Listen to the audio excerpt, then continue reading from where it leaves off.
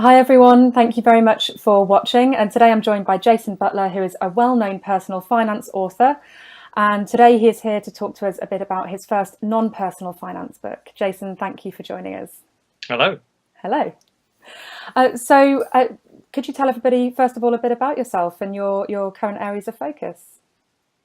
Well, I've spent 25 years in the personal finance sector, and that's really around building a financial advice business, writing articles, giving talks, and obviously in the past few years, writing books on the subject.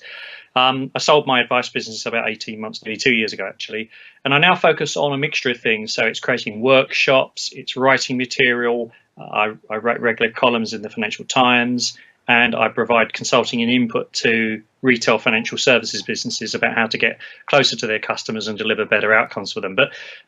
And one of the things about the new book is that I don't want to be just classified as someone who understands about financial wellness. I'm much more interested in general personal wellness. And so therefore, this book is my first foray into trying to help people become a little bit more of a fuller person, because money really doesn't really have any meaning on its own. It's only insofar as it can help you to live and have a great life. And so part of having a great life is being the best version of you. And that's really what this first non-personal finance book's all about. Brilliant, thank you. And having had, of course, a sneak preview at the book, there is some absolute gold dust in there in terms of personal development. But you also have a lot of different stories, a wealth of experience of your own, and some of your own role models that you've learned from yourself. And so, what is the core message, or the one thing that you really want people to know when it comes to being the best version of themselves? Because I'm sure they get a lot of mixed messages from various different sources. Yeah, I think my big thing is that there's no such thing as perfection. No one is perfect, and no one really reaches their absolutely what they can achieve. And that it's okay to make mistakes. It's okay to go off track. What I want people to do is constantly want to get back on track and have a bigger view of what their future could be, but also enjoy life as they go along. So we're not waiting for this perfect day that's going to make everything all right. We always want to be moving forward and be better than we were yesterday, better to people around us, better in society, and making our mark in a positive way. And really what this book is about trying to find a non-complicated, non-heavy-winded, sort of verbose way. We want to keep things really short and interesting and engaging, so that people can just, what I call, have little personal wellness top-ups. So whether it's having big goals, or whether it's accepting the fact that you're going to have failures and mess ups and challenges, to re-envisaging your life and not letting your past equal the future. I mean, one of the big things is, I was known for personal finance and running my own firm for many years. And I've just written a book about personal improvement and personal development, which has got nothing to do with personal finance, but it draws on all the wealth of the nearly 1,000 people I met in those 25 years who talked about their life and their dreams and their aspirations in the context of money, but also another couple of thousand people I met who were successful people, who were other advisors, other people in other sectors and professions, and obviously the hundreds and hundreds and hundreds of books I've read over the years. So what I've tried to do is synthesize things down into really bite-sized stories that make a point. So some of them are my own stories, which obviously, where it was appropriate, and others are other people's stories. But you could read this book in less than 2 hours. And I think if you are flagging in any particular area, there is at least guaranteed to be 4 or 5 things that will give you a renewed sense of enthusiasm. And the way I liken it is, whenever I've done long distance running, when I come up behind someone who's flagging a bit, I say to them as I'm coming up to them, because I'm quite a strong-willed character, I say, come on, you can do it. Come on, don't let me down. Now, I don't know this person. They don't know me. I don't know but they are losing a bit of enthusiasm for life, or mainly for the race. And as I come behind them, there's those words of, come on, you can do it. Come on, pick it up. they suddenly start running a bit faster, with a bit more gusto, with a little bit more determination, because someone believes in them. And that's what I want this book to be. It's almost like your little, imagine me running up behind you on that running race where you're just flagging, or perhaps you're going down the wrong part of the course, or you're perhaps thinking of stopping or giving up or feeling like it's not worth it. Just, I want it to be sort of there for you when you need it. So you could read the whole book in 2 hours, but you could dip in and out, and every single chapter should give you something. I love that. And your enthusiasm is totally infectious. You motivate me every time we speak. And the book, what I love about it, it's a universal message as well. Who do you think would it benefit the most? Who should be reading this book? Well, I specifically, the format, I wrote for I would say, put aside age, but I wrote it in a way that is accessible, because every chapter is very short. Yep. Every chapter is as clear as I can make it. Bearing in mind, nothing is perfect. And so it's particularly, I wrote it with mind for anyone under the age of 40, perhaps, who hasn't read through, doesn't regularly read through great big huge tomes of books, and perhaps has got shorter attention, or perhaps they've got lots of demands on their time or lots of distractions. So I specifically have written it to appeal to people under 40, but rest assured, if you're 82 and you're flagging and you need a bit of a pick-me-up, you still got some time left in your life to make a big difference. And I tell stories there about people who are older, who didn't define themselves by their age. So it will appeal to anyone, but specifically I've written it in a way which I hope will connect, engage and inspire and communicate well with people perhaps who've only ever known digital interactions and only ever known sort of perhaps the whole video world that we live in. Yeah, brilliant. And the style and format of the book, like you say, it's very simple and easy to read in periods of time, and you can pick it up and put it back down again as you need that kind of a boost. Sorry, go ahead. Well, I was just going to say, it's not a test. There won't be an exam at the end of it, and it's not right or wrong. As I say, some chapters you'll get more out of than others. Some of the stories will engage more with certain people.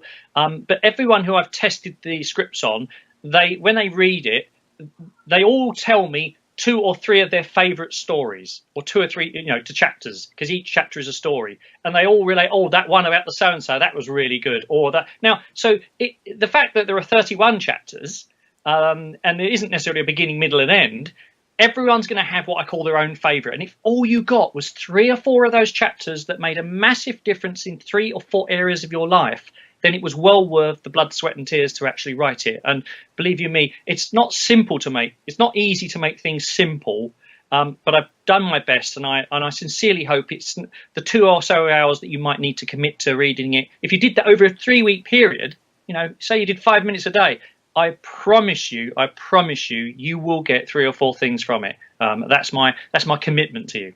Yeah, brilliant. Thank you. And in terms of then the goals, what sort of people are going to be reading this? People who need a boost, people who are flagging. Do you think this is more for people who have those kinds of business goals and they need the motivation? Or could this also apply to people in all different types of work and times of life? All my friends come from all different backgrounds. I've met people from all different backgrounds. I really don't define this as, only for the entrepreneurial person who's running 4 companies and is the CEO of this, that and the other. Yes, it will help people who are running, leading, devising, developing and starting businesses. Yes, of course it will. But it will help the stay-at-home mum, whether or not she had or wants a career. It will help the older person, perhaps, who's now working part-time and has lost perhaps that full sort of rigor and excitement of their day-to-day working all, full-time. It will help perhaps the widow who's lost their partner. It will help someone perhaps who might have had a life-changing situation through illness or a disability or something in their family or trauma. It will help someone perhaps who's just got a bit stuck, doesn't necessarily feel unhappy and isn't necessarily hasn't got a bad life, but perhaps thinks that there's more out there. And one of the motivations for writing the book, and the foreword is done by Dr. Perkins, who's a psychologist friend of mine, who I've known for nearly 10 years.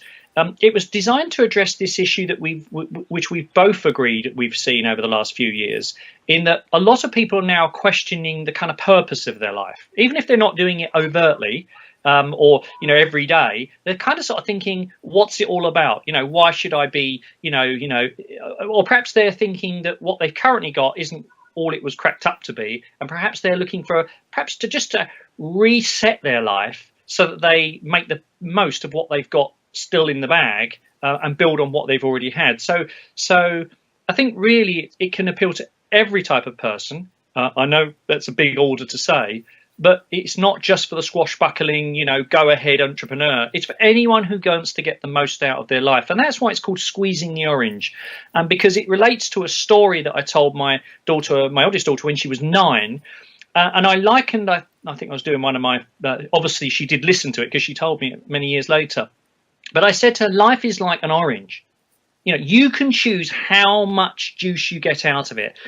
You can either just sort of hold it and do a weak squeeze and leave most of the stuff still there, or you can squeeze every last drop out of that orange. And it's down to you to decide whether you're going to get your hands on it and really squeeze it and get every last bit out. So literally all you've got is the rind left. And that's really what I want. Now, what that means in terms of getting the juice out of the orange and how hard you squeeze it, it's down to you to define what good is. It's down to you to decide what, a full cup of orange juice is, if you take the metaphor. But I want you to basically have strength and determination and inspiration to squeeze it in the first place. So that the last chapter is called It's All Been Very Lovely. So that hopefully when you take your last breath, you say, I'm really pleased that I did do those things and I don't have any regrets.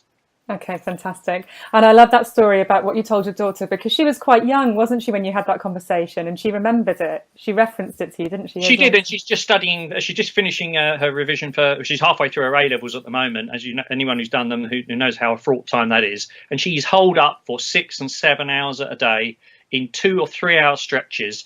And she always remembers the story. She said, well, I'll only get one chance to do this, so I might as well do it. And I mean, literally, she is studying every single day. And I don't know if the orange story was it, but hopefully, even if she got terrible grades, I know she's not left anything on the table, and she's learned a lot about herself by this sheer discipline and total focus to do her best. And that's really what I want everyone to do, is to be their best, whatever it is, not comparing with anyone else, whether it's academic, whether it's business, whether it's health, whether it's mental well-being, whether it's your fellow people in your community or society. I just want people to know that they've done their level best to achieve what their version of a great life is.